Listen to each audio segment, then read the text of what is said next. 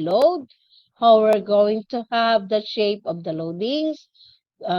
Could it be uniformly distributed or rectangular load, or would it be the triangular or trapezoidal? Okay, so let me share with you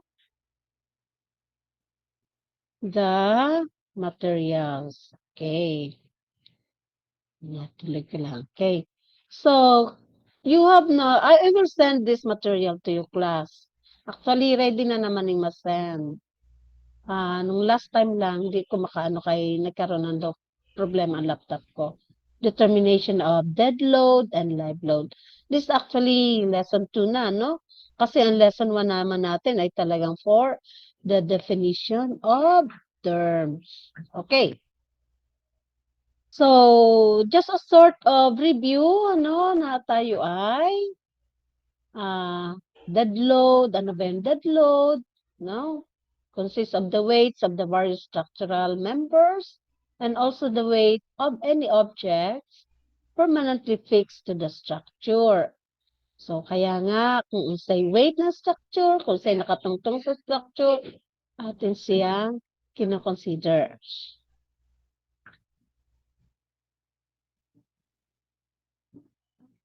And then, these are also known as permanent loads. No, it not only involves the dead loads, but also forces formed by the permanent changes in the constraints loads of a structure due to settlement. Hisgot ba tayo ng settlement? Okay? Ang settlement yung inyong displacement or yung inyong deflection. Excuse me. So, basic formula based on the weights and sizes of the members of the structures will estimate the dead load satisfactorily. We can use the NSCP loading specification tables or the assay specifications as shown. Okay. Now, class, this is an example also of the table. No, example siya ng table sa mga codes. Kini is assay, kilonewton meter cube. Pero actually, per meter cube. Pero actually, class, ang ating kasing NFTP, nagbase rin naman niya sa ASE. Kaya you might see the same values. But then, to make it, we will just utilize the use of our NSCP in dealing with your projects. Okay. So, now, kini ang ating mga minimum densities ng materials. No, minimum design dead loads. Yan. And then, ang table 1 natin shows the densities of typical building materials, while table 2 represents the parts of a list showing their weights. Okay. So, ang ating class na take note na naman good natin na hindi na natin babalikan. Naa tayo karon sa live load. What is live load? When we say live loads, these are imposed loads, that are temporary, of short duration, or moving. Will you please give me an example of live load, class? Anybody among you? Sige nga. Excuse me, ma'am. Yes, Mr. Nabor. Nakigi-present, ma'am. Wala ra ba nakita nga presentation, ma'am? Mo ba? Ay, sorry. Sige, ating i-present. Ating natanggal ko kanina kay gikan mo ko sa live class. Sige ha, mag-present tayo. Yun, ma'am.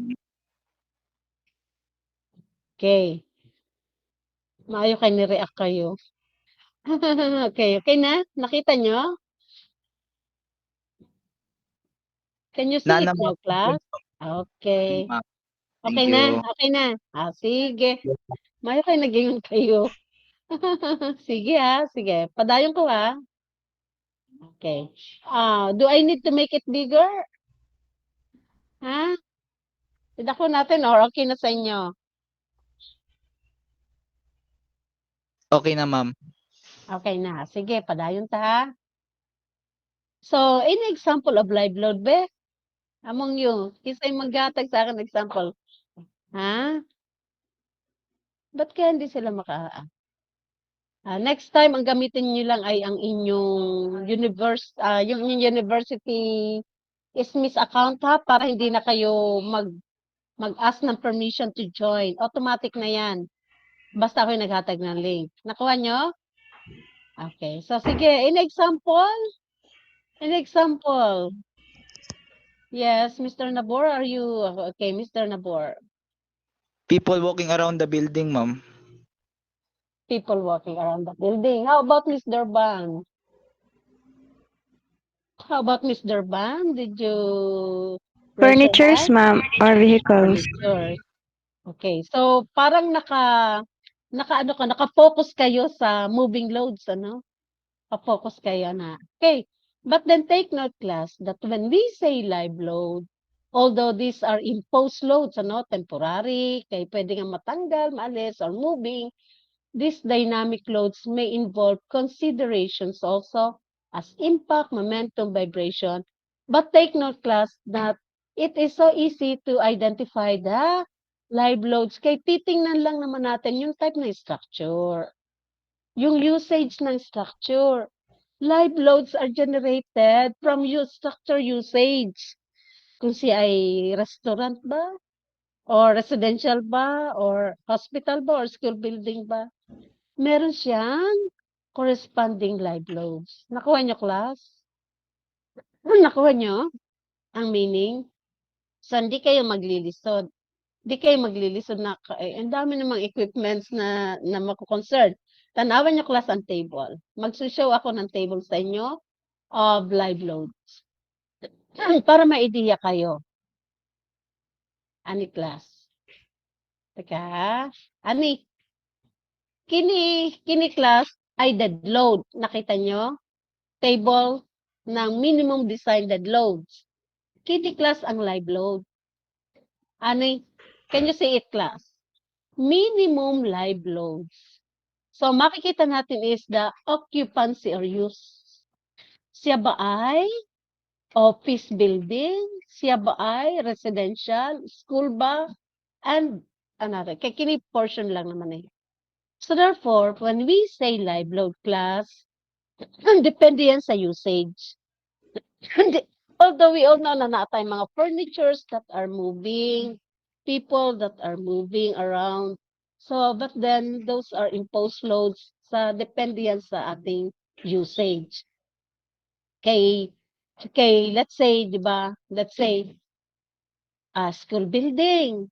There are times ng schools or school ang room, may estudyante, mamaya wala na, kay dismiss. Nakuha niyo? So, sa usage na lang siya. Okay. So, this time, let's go back to the live load. Excuse me. So, class, ano siya ha? Ani? Yan. This is also a table for minimum live loads. Can you say it, class? Kita nyo? Class, Yes. is it clear sa inyong screen? Yan. There is actually, class, a problem. The problem is like this. Oh, no. Let me first introduce to you what is live load. Ano? So, these are the live loads. Ano? Live loads are being generated from structure usage. And then, take note, class, ng ating mga kino-consider natin, ina-allow natin ang mga concentrated loads, yung mga localized loads. Yun na sinabi nyo na localized loads, yung inyong the people around that are moving, the furnitures, those are localized loads. So, ano na yan, depende na lang sa usage ng ating building. Now, class, excuse me. Pag nagdi-design tayo, class, ang ating mga uniformly distributed load at concentrated load, during the design analysis and design, separate ang kanya analysis. Excuse me. So therefore, class, going back to live load, 'di ba? Pag ang ating structure, ang dimensions ng ating structures, pagdako sa dimensions, mahal, nakuha nyo? Let's say ang ating beam, ang kanyang cross section ay Pagdako ng cross-section niya, pagmahal gud niya. Ang ating, let's say, mga beams na, let's say, lalo na kung steel, di ba? Pinapalit naman natin yan by weight. O, pagdako ng ating load, pagdako ng ating, mag-expect tayo na badako ang ating dimension.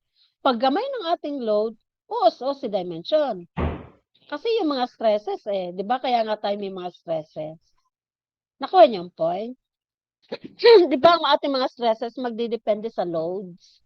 Nakuha niyo yung point, class? Can you get me? Class, can you hear me? Yes, ma'am. Okay, yan ha. Kaya, take note, sa dead load, wala tayong magagawa.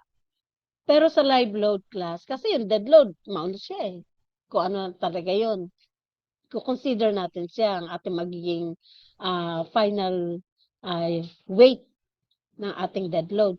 Pero ang live load, may magagawa tayo. We can reduce it because many codes, ano mga codes? Yung ating ASE, ating NSCP, nag-a-allow sila ng reduced live loads. Ano ba yung reduced live loads? Pwede nating magamayan ang ating live load. Di ba kanina, I have shown you a table na tayo'y value ng mga live loads, minimum design live loads. Pwede pa nating ma-reduce yan. Kasi, manumang i-reduce. Kasi nga, come and go ang ating localized loads. Come and go ba sila? So, therefore, we can reduce it, pero may limitations. Sa flooring, makaka-reduce tayo. Hindi tayo pwedeng mag-reduce sa roof live load. Hindi tayo pwedeng mag-reduce sa mga general assembly, mga areas, katulad ng mga let's say, mga gymnasium, di pwede. Hindi pwede tayo mag-reduce sa mga garage.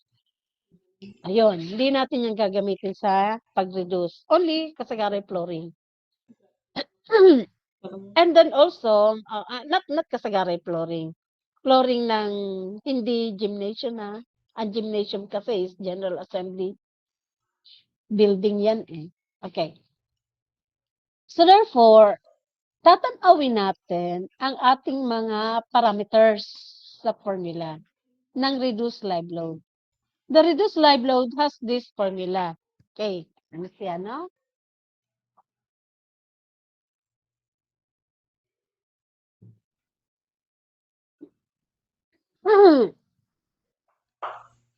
Okay, class.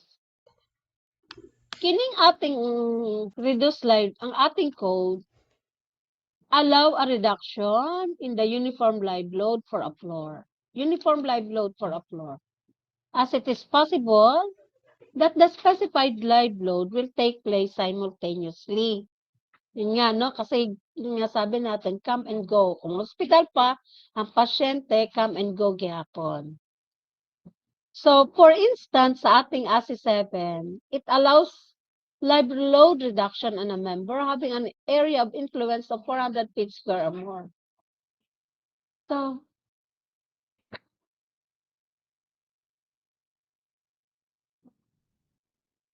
So, meaning to say, class, ano ba yung area of influence? Ang area of influence natin, yung tributary area, kini class, sa formula natin, natay L equals L sub O. Kining L sub O natin, yung makikita natin sa table. Yun ang unreduced design live load. That is per square meter, no? Per square meter. Then we have 4.57 over the square root of KL sub L A sub T. Kini ang ating influence area, kini KLL A sub T. Now, we can have the value of KLL, no? That is the live load element factor. Ang value na rin ay 4 kung interior columns. Kasi kung nagde-design tayo or nag-analyze tayo ng live load ng interior columns, CI4. That is already in the code. Ang ating A sub T naman, kana ang tributary area in square meters. Meaning to say, class, ang ating influence area is 4 times A sub T. Now, we are allowing reduction kung ang ating kung ang ating live load reduction on a member has an area, influence area of 400 feet squared or more. 400 feet squared or more. Class, anong conversion ng 400 feet squared? Kaya kini mga meter naman eh. Will you please solve yung equivalent ng 400 feet squared? Kasi this is part of the code limitations. Pwede tayo i-allow natin ang load reduction kung ang influence area ay 400 feet squared or more. Okay, we are using the SI or the metric. Atin nga siya i-convert. What is 400 feet squared? Mr. Espeleta. Paki-compute nga ng 400 feet squared, convert into meter squared. Sa meters, ma'am. Wait mo. Yes, meter squared.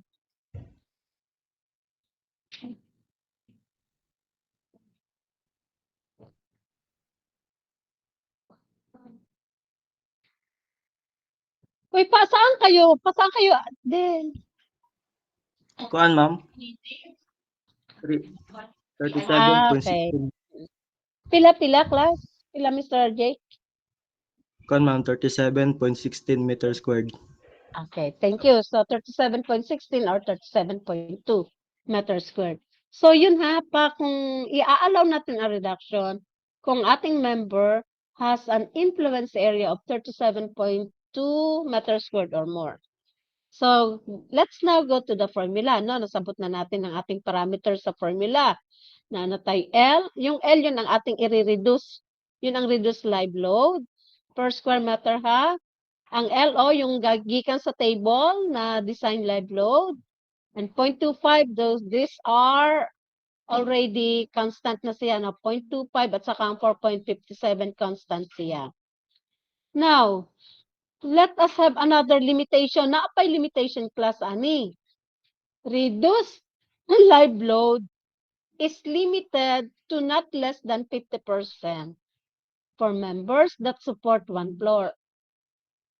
Ibig sabihin, atin ding itetest kung siya ba ay dadawatin natin. So, ibig sabihin, atin siyang itetest kung dapat siya ay not less than 50% sa members that support one floor. For members that support more than one floor, 40%, not less than 40%. No reduction is allowed for loads exceeding 100 feet squared or 14.79 kilonewton per meter squared. Di natin i-allow. Kung ang reduction natin, no reduction is allowed for loads exceeding. Kung ang loads natin exceeds 100 pounds per feet squared. No? Or for structures used for public assembly, garage, or roofs. Okay? Let us try to use a problem to illustrate these conditions. Let's say we have a two-story office building. So, the type of building is an office building. And it has interior columns that are spaced 6.71 meters apart in two perpendicular directions. Meaning, na ang ating member ay interior column. No? If the flat roof loading is 0.96 kilonewton per meter squared, yun ang load ng ating roofing, determine the reduced live load supported by a typical interior column located at the ground level. Okay? So, ana siya. Yun ang problem niya. So, kung kukunin pa natin, ang interior column ay mausiyang forma, no? Let's say class na okay. No? Sabi, kung kini ang mga foundation plan natin, this is a sample or this is one of the interior columns. So sabi niya 6.71 ang kanyang location so in both directions. Ibig sabihin, gikan dire sa column na rin hanggang din in next column natay 6.71 ani siya. And then Gikan dire, sa column na rin hanggang dire is 6.71 also. So, ang tributary area natin ay hap-hap, ano? Katunga dire, katunga ani, katunga dire, katunga dire. So, therefore, maugyapon, 6.71 over 2. This is over 2. So, 6.71 by 6.71. Can you get me, class? Nakuha nyo? So, ang tributary area natin, pila? That is 6.71 by 6.71. That is the tributary area. And what is now the influence area? Influence area natin kanang 4A sub T. So, therefore, kung ating kukumputin, ani ang kanyang tributary area? 45 meters squared. Can you say it, class? Kana kanyang tributary area. Ang kanyang influence area, anong influence area niya? That is 4 by 45. That is 180. Karon, ating i-test kung pwede pa tayong mag-reduce. Yung ating influence area, i-compare natin sa 37.2. Di ba kanya ang 400 feet squared? Kung siya ay greater than 400 feet squared or more, so, pwede tayo mag-reduce. Reduction is allowed. Nakuha nyo, class? Ang isang limitation. This is the first limitation that you have to check. Second, take note, ang ating roofing, walang reduction. So, knowing the tributary area of 45, asa kikuha ang 45, ano siya? Ano siya? So, therefore, multiplying it with the unit weight, or with the weight, tama, no? Of the roof load, so we have 43.1 kilonewton. That is for the roofing. Now, what we are after is to get the reduction. No?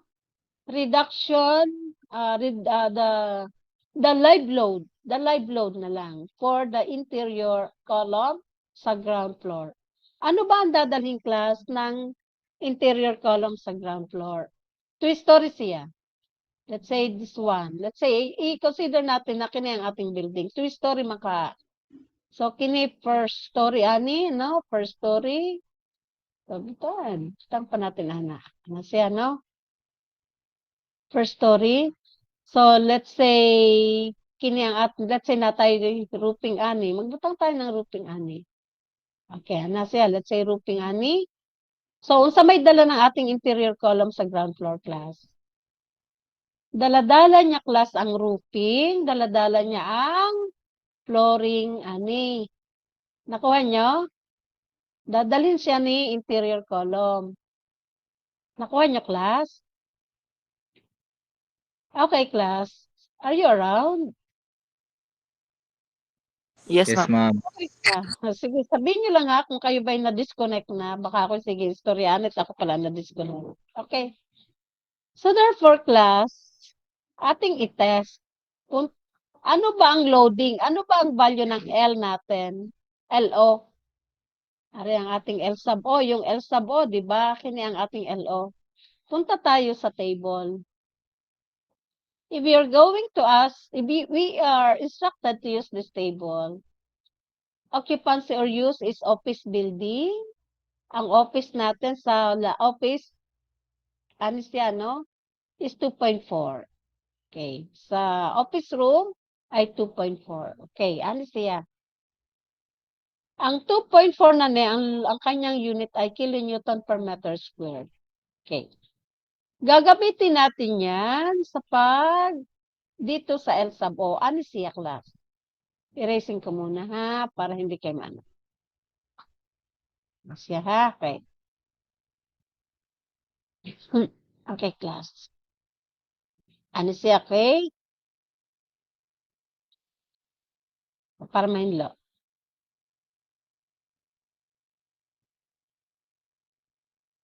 Okay, class. So, kana ang kanyang 2.4, yung kinuha natin sa table. That is your L sub O. This is constant, 0.25, 4.7, 5.7 is constant. This is our influence area. So, by using the equation, we obtain a value of 1.42. Actually, this is now the reduced live load. Kana na ang value na inyong L. Nakakatch up kayo, class? The problem now is, are we going to use this reduced live load? Balik tayo sa code. Sabi sa code, ating babantayan na kung kinibang reduced live load na ni, dapat siya ay should not less than 50%. Di ba? Ano ba yung 50% na yon? Yung 50% ng ating load. Let's say, ang ating 1.42 is your L and 2.4 is the value of your LO. Okay. Getting the percentage na atay 59.1%. Ibig sabihin, kining ating reduced live load ay 59% of the value of L sub O. So that is greater than 50%. Bakit 50% ang kinuha ko? Bakit hindi yung, di ba, two-story ne? Two-story. Pero ang sinusuportahan ng ating ground floor ay ang first story lang naman. Then, saka ang roofing. Nakuha nyo? So therefore, i-ano natin siya sa 50%. So 50% greater ang ating percentage ng ating reduced live load. So, dadawatin natin kining 1.42. Ibig sabihin, sa halip ng ating gamitin ay 2.4 in determining the load, ang gagamitin na natin ay 1.42. So, imagine, naka-minus tayo.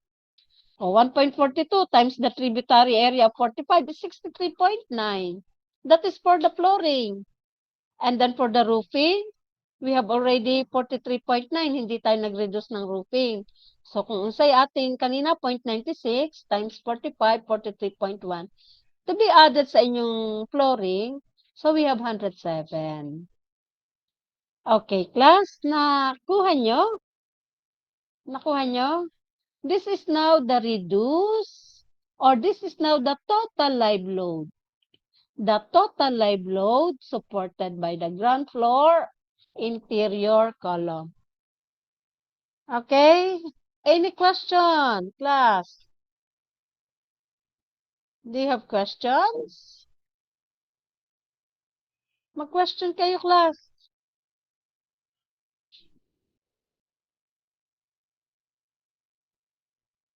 Okay, class. Is there any question? None, ma'am. Okay. How about the rest? Okay, so by next meeting, class, I'm going to give you a short quiz on the definition of terms to remind it again. Definition of terms. Now, first, 1 to 3 chapters, yung first 3 chapters. And then, it might, maghatag din ako siguro ng problem for the determination of dead load, and this time, as well as live load. I will provide the table, don't worry. Okay, and then, ano pa ba? Regarding the tributary area, I just want to remind you, kayo bang akin na ano, na ang gagamitin nating barometer, yung 1.5 ni Casimalia, sa halip na 2. Ani class ba? Para may ma-uniform ang ating ano. Although, hindi ko sinasabi na that is wrong because that is in our book. Pero, parang mas practice yata 1.5 na gamit. Okay. Ani class ba? Naman tayo dire, no? Uy, okay. Kini, no? Mga tributary area natin.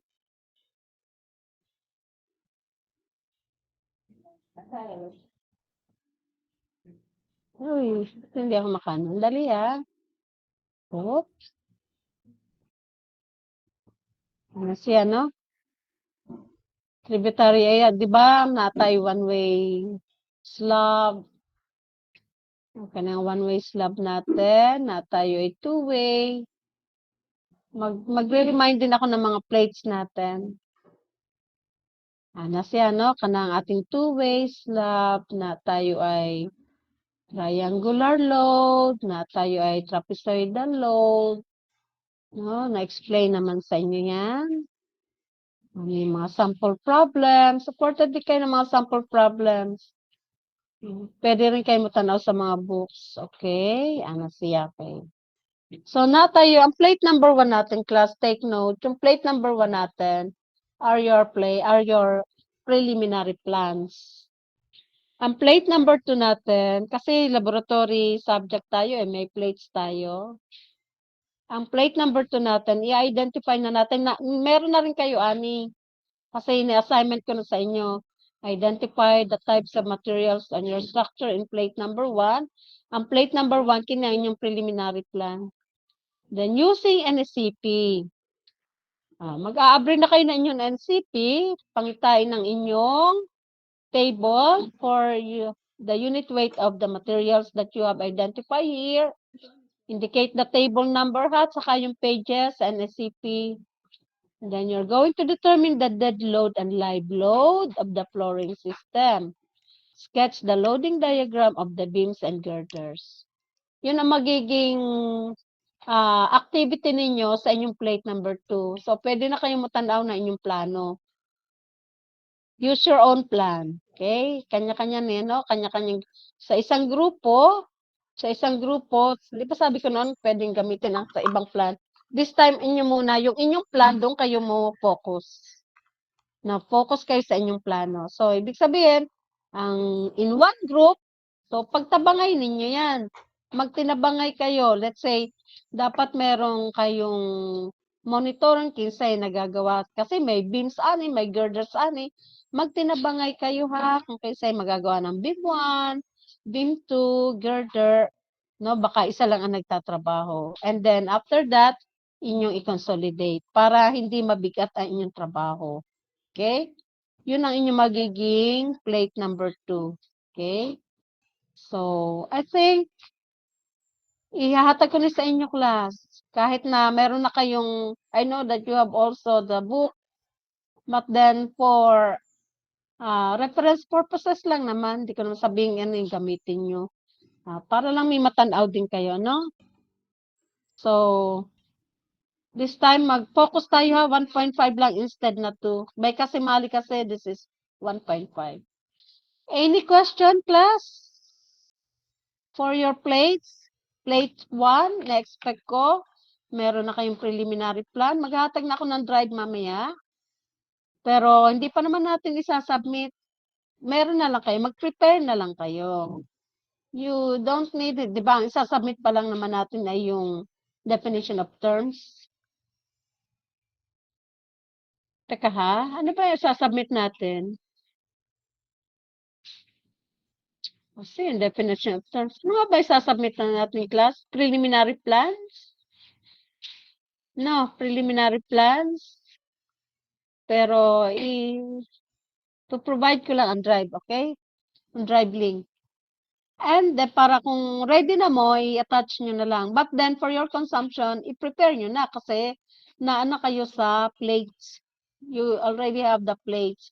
Plate 1, yung preliminary plan. Yung plate 2, makaka-determine na kayo ng dead load and live load sa inyong mga structural members.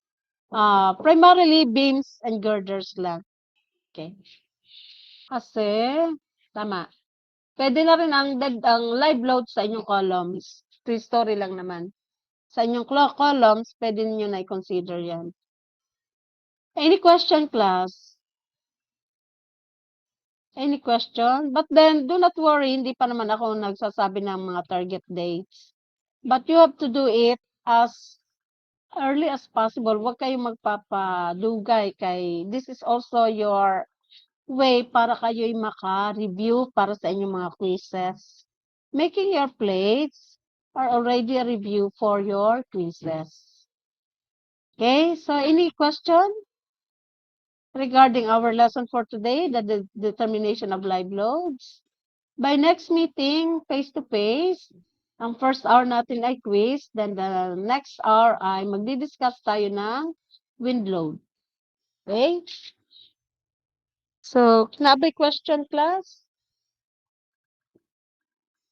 Please let me know kung may question tayo. We still have time to Excuse Yes.